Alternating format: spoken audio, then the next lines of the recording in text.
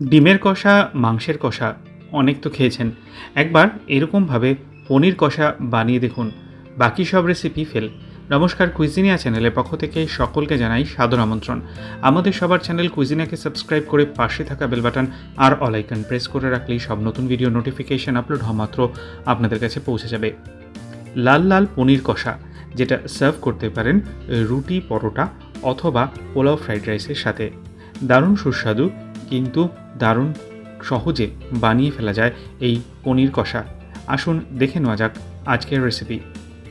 কড়াইতে আমরা সর্ষের তেল নিয়েছি। তেলটা কিন্তু এখানে সর্ষের তেলই নেবেন, সাদা তেলে করবেন না। এবার আমরা এখানে দিচ্ছি 200 গ্রাম পনির। পনিরগুলোকে কিউব শেপে কেটে নেওয়া হয়েছে।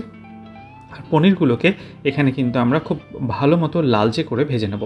একদম মিনিট 3 থেকে 4 সময় নিয়ে সুন্দর লালচে কালার আসা পর্যন্ত, যেরকম আপনারা এখন ভিডিওতে দেখছেন ঠিক সেরকমভাবেই কিন্তু আমরা ভেজে নিয়েছি। পনিরগুলো ভাজা হয়ে গেলে তেল থেকে তুলে নিচ্ছি। এগিয়ে যাব তার আগে মনে করিয়ে দিই আমার নতুন চ্যানেল লাইফ ইজ প্রেশাস, যেখানে জীবনের নানা দিক নিয়ে আমি আপনাদের সাথে আলোচনা করি। চ্যানেলটাকে সাবস্ক্রাইব করতে আজকের ভিডিও ডেসক্রিপশন বক্সের লিঙ্কটা প্লিজ চেক করে নেবেন। আর যদি ভিডিওগুলো ভালো লাগে বরাবরের মতো লাইক, শেয়ার, কমেন্ট করতে ভুলবেন না যেন। ফিরে আসি রেসিপিতে। যে তেলটা অবশিষ্ট ছিল তাতে এবার ফোড়ন দেব। 1/2 টিস্পুন গোটা জিরে দিলাম, তার সাথে দেওয়া হচ্ছে 1/4 টিস্পুন পরিমাণ চিনি, আর সবশেষে দিচ্ছি 1 টিস্পুন পরিমাণ কাশ্মীরি লাল লঙ্কার গুঁড়ো। চিনি এবং কাশ্মীরি লাল লঙ্কার গুঁড়োটা দিলে এর রঙটা কিন্তু খুব সুন্দর হয়। 10 থেকে 15 সেকেন্ড একটু হালকা নাড়াচাড়া করে দিয়ে দিচ্ছি একটা তেজপাতা। তারপর আবারও 10 থেকে 15 সেকেন্ড একটু ভেজে নেবো, ফ্লেমটাকে মিডিয়াম করে রাখা অবস্থায়।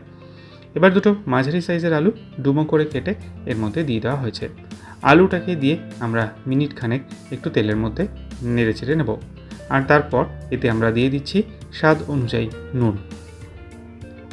নুনটাকে দিয়ে আরও একবার মিক্স করে নেব। এরপর এতে দিয়ে দেবো আমরা ড্রাই স্পাইসেস। প্রথমেই দিচ্ছি 1/4 টিস্পুন হলুদ গুঁড়ো, তার সাথে 1/4 টিস্পুন লাল লঙ্কার গুঁড়ো, ঝালটা আপনারা আপনাদের পছন্দ অনুযায়ী দিতে পারেন, 1/2 টিস্পুন জিরে গুঁড়ো, আর সবশেষে 1/4 টিস্পুন ধনে গুঁড়ো। এবার এই সমস্ত মশলাগুলোকে দিয়ে আবারও মিনিট খানেক মিডিয়াম ফ্লেমে একটু কষিয়ে নেওয়া হচ্ছে।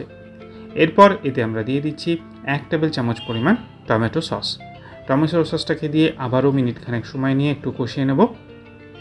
আর এই যে প্রসেসটা আমরা দেখাচ্ছি, এতেই কিন্তু পনির কষার কালারটা খুব সুন্দর আসে। এবার ভেজে রাখা পনিরগুলো দিয়ে দিলাম। পনিরগুলোকে দিয়ে মশলার সাথে মিশিয়ে আবারও মিনিট খানেক ভালো করে কষিয়ে নেওয়া হচ্ছে। আর এই অবস্থায় ফ্লেমটাকে কিন্তু আমি লো টু মিডিয়ামে রেখেছি। ভালো মতো কষানো হয়ে যাওয়ার পর এরপর আমরা এতে দিয়ে দিচ্ছি 250 মিলিলিটার পরিমাণ জল। জলটাকে দিয়ে আবারও একটু নেড়ে চেড়ে মিক্স করে নেওয়া হচ্ছে। মিশিয়ে নেওয়ার পর এতে আমরা দিয়ে দেব 1/4 টিস্পুন গরম মশলার পাউডার, যেটা বাড়িতে বানানো। এটার রেসিপি ডেসক্রিপশন বক্সে দেওয়া থাকে, আপনারা চাইলে চেক করে নিতে পারেন। 4টে কাঁচা লঙ্কা দিয়ে একটা ঢাকনা চাপা দিয়ে 6 থেকে 7 মিনিট সময় নিয়ে মিডিয়াম টু হাই ফ্লেমে এটা আমরা কুক করব। ফিরে এসেছি 7 মিনিট পর। ঢাকনাটাকে ফাইনালি খুলে নিলাম আর একবার মিক্স করে নিচ্ছি। একবার দেখে নেব আলুটা সেদ্ধ হয়েছে কিনা। হ্যাঁ, আলুটা কিন্তু একদমই সেদ্ধ হয়ে গেছে। এবার আমরা নামাবার আগে দিয়ে দিচ্ছি 1 টিস্পুন পরিমাণ ঘি, আর গ্যাসটা অফ করে দিলাম। ঘিটা দিয়ে ভালো করে নেড়ে চেড়ে মিশিয়ে নিলেই তৈরি হয়ে গেল দারুণ সহজ কিন্তু সবচেয়ে সুস্বাদু পনির কষার রেসিপি। বাড়িতে অতি অবশ্যই এটা ট্রাই করুন আর আমাকে কমেন্টের মাধ্যমে জানান কেমন লাগলো। ভালো লাগলে লাইক এবং শেয়ার করতে ভুলবেন না যেন। যারা এখনও চ্যানেল কুইজিনেকে সাবস্ক্রাইব করেননি, অনুরোধ করব চ্যানেলটাকে সাবস্ক্রাইব করে এই পরিবারের সদস্য হয়ে যাওয়ার জন্য।